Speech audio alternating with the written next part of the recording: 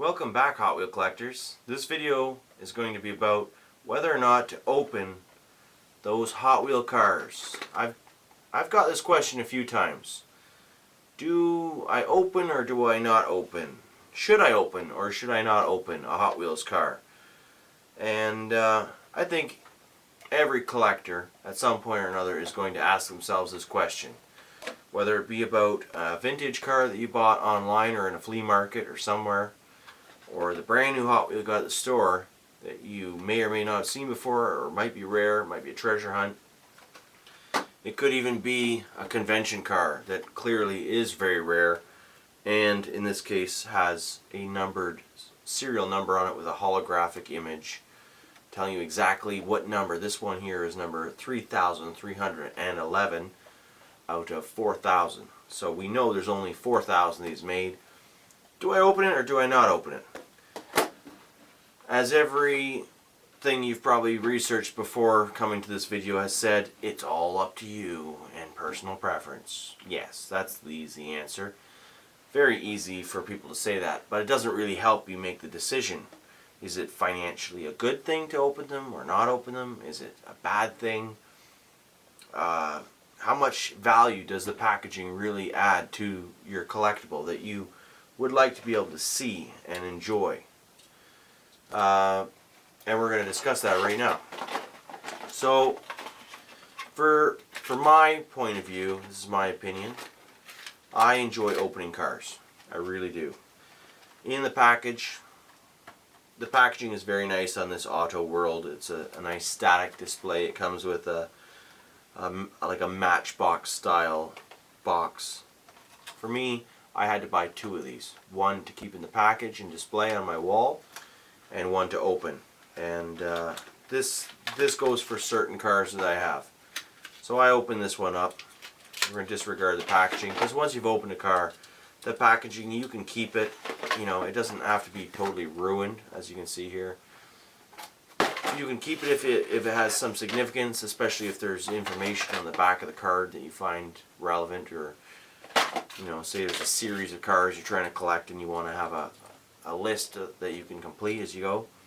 But once the card is open, basically it comes down to enjoying your loose car and exploring the features that it may have, such as this wagon here having an opening hood. It's got real roof racks, real rider tires, as they might call them. They're rubber. It's just an excellent little thing, and for me personally, this is the best way to fully enjoy the collectible and display it on my wall. I think the loose car display is a lot better than a carded car.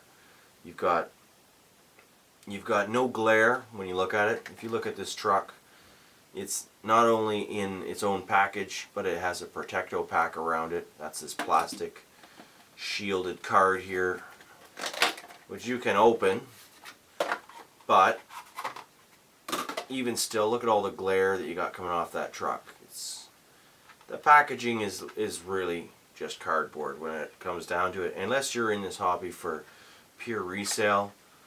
If you're a scalper, and I have nothing against scalpers, that's just what we call you guys that buy cars and sell them for twice as what they're worth. I mean, for me, I'm just happy to get the opportunity to buy them, but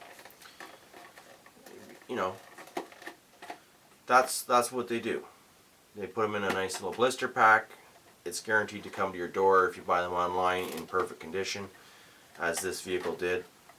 And for a vehicle like this, I spent, I think this one was $50, $40 or $50. I'm probably going to keep this one in the package, and I'm just going to hang it off a thumbtack on my wall.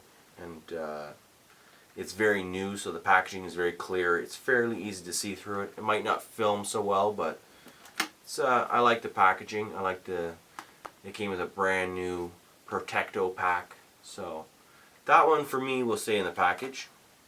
And similarly, any kind of numbered collectible cars usually stay in the package. This is not a numbered package. This is just, you know, it's cool, but I want to be able to enjoy this car loose. Put it in my diorama, for instance. Vintage cars, if you're buying vintage cars, I bought this car because I wanted it for my loose collection, and it's very difficult to find a yellow hair splitter, is what this one's called, loose in mint condition. So sometimes I'll buy cars mint on a card, and I purposely will look for cards that are just demolished, like this one here is, whether you can see that yet or not. This car was shipped to me in a giant box. It was the only car I bought from the seller. It was full of styrofoam peas and plastic bubble wrap, and it's got a cruddy old yellow blister or Protecto pack on it. And for why? The card has got like a chew hole right through. It's definitely not the most desirable package here. It's interesting to see the artwork, but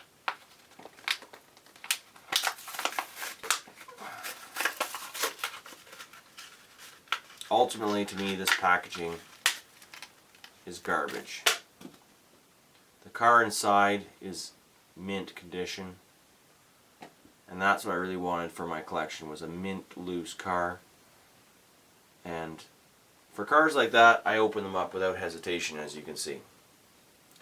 That's going to go right onto my display wall here and replace the battered version I have right now. Now, if the car is on a perfect condition card, such as this one, this is a 1988 released Peterbilt tanker. It's not an overly rare vehicle, but it's on a beautiful card. There's no rips or dents, or the blister is very clear. It hasn't been affected by a lot of UV damage. I have one of these already loose. It's like I said, it's fairly common. It's an easy car to come by. I'm not going to go and open something like this. It's kind of like a time capsule piece of history, and that one's going to stay on the card. It's got the checklist. It's just a nice example. Especially if you're getting into a rare color, this is a rare color variation, at least I do. I did some research. The orange casting with the tanker is not typical with this casting. It should have been a railroad or something like that. It was not normally shell. It would have had a yellow cab if it was a shell truck. Again, I'm not going to open this one if I only had one, but this one here is a second copy. It's such a rare car, I couldn't find it loose, so I ended up buying two of them. The first one I got was on a mint card, similar as this one, but this one here's got some bent corners, and I've already got one. Now she's loose. You get to enjoy all the features of this vehicle. It's got some pull-out fuel lines here. Just a really cool casting. Peterbilt, Malaysia base. Gonna love putting that one on my wall now, because I did not have one of these loose, so now I have one on a perfect card. This card wasn't perfect, it was good, but I already got one. I don't need two. The second thing I'm going to cover here are the new main lines. A lot of people go, especially when I'm buying these at the cash register, I often get the question, because I'll buy 20 at a time. I pretty much buy every model that comes out each year. Cashier will ask me if I'm a collector. Of course, yes, I'm a collector. Do you open them? Is always the second question. Yep. These ones. This car cost me $1. Unless you've got a super treasure hunt, who cares? It's $1 car. The amount of Hot Wheels that they're making right now are thousands and thousands and thousands. This car is never going to be rare. It might be desirable, and it might command a bit more of a premium for somebody that wants to buy it 10 years down the road, but it's never truly going to be rare like a car like this. And certainly like this. This is a numbered 1 of 4,000 vehicle. This car here, they make as many as supply and demand will ask for, up to a point, until the month end, and then they gotta make some more cars. But also, I like to enjoy these cars. I like sticking them on my race tracks, and I like really just analyzing the car, looking at it. You just get so much more feel for the car and a better appreciation for each model if you actually open them up. And again, you have more options for display instead of having a huge piece of cardboard taking up a bunch of real estate on your wall. For me, space is a premium here. I've got so many cars on the walls that I have to do this, so I have to open them up and enjoy them. And I do that whether it's an M2. This one I'm going to open. I'm going to put this on a video very shortly. Got these new M2 trucks, going to open them right up. Green lights, you know, same thing to me. They might be a more limited run than your mainline Hot Wheel, but if it really comes down to if you enjoy having the car free and being able to actually manipulate it, this one here has an opening hood and opening doors, which is very rare on a 1/64 scale vehicle. I'm looking forward to actually opening this up and checking that out. So, without making this video too long, that's my do you open or do you not open? Hope you enjoyed this video. Stay tuned. I got more videos on the way. And as always, I enjoy checking out your videos if you're posting and your comments. If you want to leave a comment, I appreciate it. Happy hunting.